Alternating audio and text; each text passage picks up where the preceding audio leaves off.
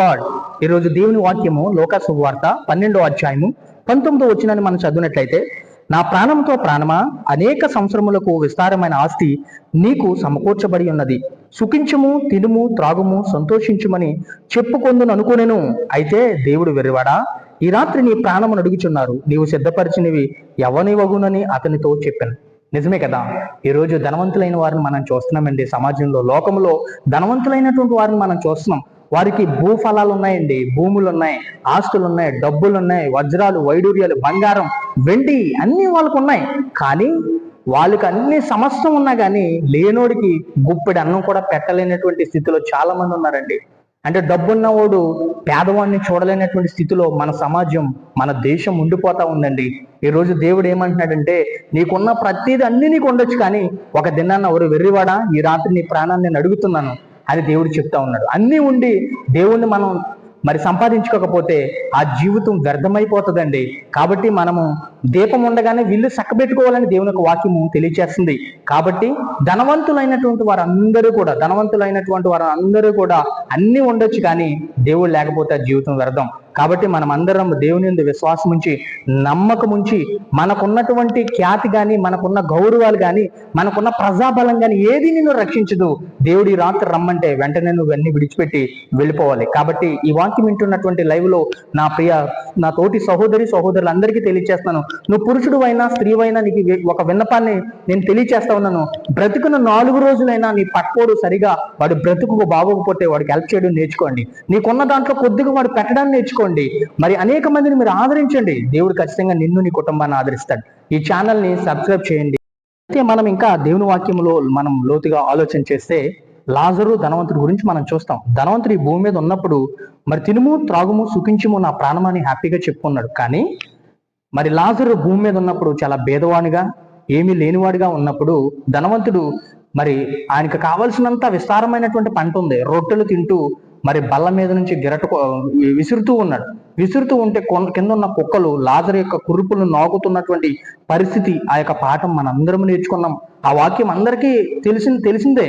అయితే ధనవంతుడు తనకున్నటువంటి ఖ్యాతిని బట్టి గర్విస్తూ భేదవాడైన లాజరును మరి ఆహారానికి అలమటిస్తూ ఉన్నప్పుడు ఆ బల్ల మీద నుంచి రొట్టె ముక్కలు విరుస్తూ ఉంటే కింద ఉన్న కుక్కలు రొట్టెల కోసం మరి కుక్కలు లాజరు ఇద్దరు కూడా ఏం చేస్తారు, పోటీ పడుతూ ఆ రొట్టె ముక్కలు ఏరుకుని తినే అనుభవం ఆ బైబిల్ యొక్క వాక్యం తెలియజేస్తుంది.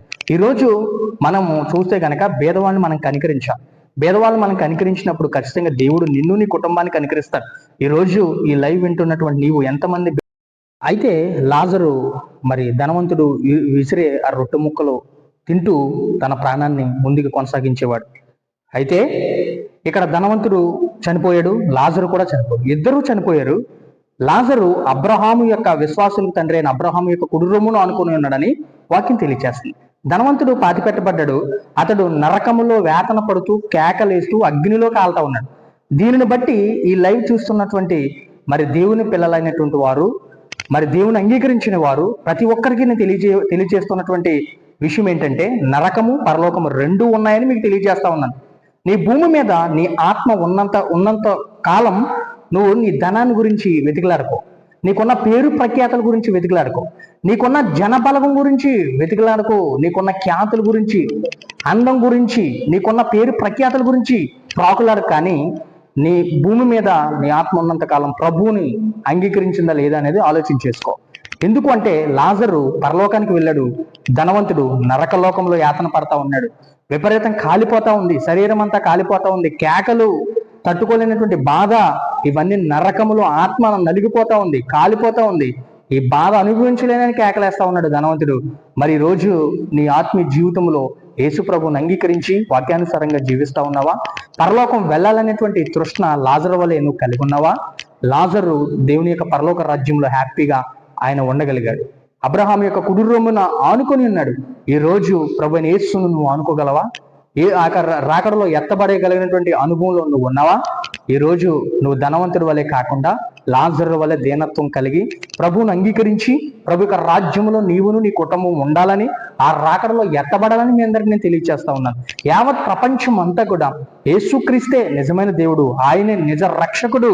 కాబట్టి నీ ప్రాణానికి ఆయన సేద తీర్చే వింటున్నటువంటి ప్రియ సహోదరులారా, మరి లైవ్ లో వీక్షిస్తున్నటువంటి మరి నా సహోదరులందరికీ కూడా నేను తెలియజేస్తా ఉన్నాను, దేవుని వాక్యం తెలియజేస్తుంది కదా, మీ జీవం ఎప్పటిది, మీరు ఎంతలో కనబడి అంతలో మాయమైపోయి నీటి మీద ఆవిరి వంటిది అని వాక్యం కదండి.